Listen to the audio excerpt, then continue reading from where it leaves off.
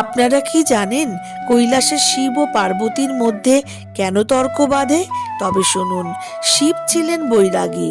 তিনি দাবি করলেন যে এই মায়া বা জড় জগৎ আসলে একটি ভ্রম এবং খাদ্যও সেই ভ্রমের অংশ। তিনি বললেন, জগতে ব্রহ্ম সত্য, জগৎ মিথ্যা।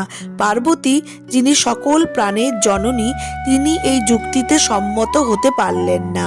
তিনি শিবকে বোঝাতে চাইলেন, শরীর রক্ষা না হলে সাধনা করা সম্ভব নয়। নিজের গুরুত্ব প্রমাণ করবার জন্য দেবী পার্বতী হঠাৎ অদৃশ্য হয়ে গেলেন। প্রকৃতি স্তব্ধ হয়ে গেল, মাঠে ফসল শুকিয়ে গেল, গাছে ফল ধরা বন্ধ হয়ে গেল, নদীতে জল শুকিয়ে গেল। মর্ত্যলোকে ও দেবলোকে হাহাকার পড়ে গেল। দেবতারা ও ঋষিরা ক্ষুধার জ্বালায় অস্থির হয়ে পড়লেন।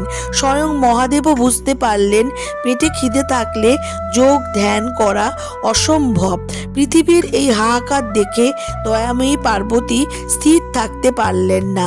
তিনি কাশীধামে আবির্ভূত হলেন অন্নপূর্ণা রূপে। সেখানে তিনি রান্নাঘর স্থাপন করলেন এবং ক্ষুধার্তদের অন্নদান করতে শুরু করলেন।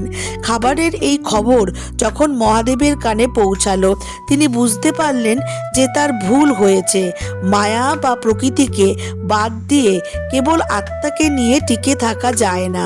ক্ষুধার্ত মহাদেব ভিক্ষা পাত্র নিয়ে কাশীতে অন্নপূর্ণার সামনে গিয়ে দাঁড়ালেন এবং বললেন, হে অন্নপূর্ণা, তুমি সদা সর্বদা পরিপূর্ণ, তুমি শিবের প্রাণ ও বল্লভা, তুমি জগতের অভাব ও ভয় দূর করো।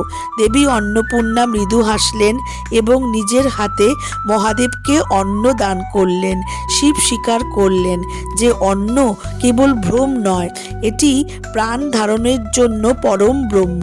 এই মহামিলনের ফলেই জগৎ রক্ষা পেল। আজও কাশীতে অন্নপূর্ণার পূজা অত্যন্ত ধুমধাম করে পালন করা হয়। এখান থেকেই কেউ না কেউ না খেয়ে ফিরে আসে না। তাই কাশীধামে অবশ্যই যাবেন। আর এই গল্পটি যদি আপনাদের ভাল লাগে তাহলে কমেন্ট সেকশনে জয় মা অন্নপূর্ণা লিখতে ভুলবেন না। আর এই চ্যানেলটিকে অবশ্যই এই ধরনের ধর্মীয় গল্প পাওয়ার জন্য লাইক এবং সাবস্ক্রাইব করবার অনুরোধ রইল। নমস্কার।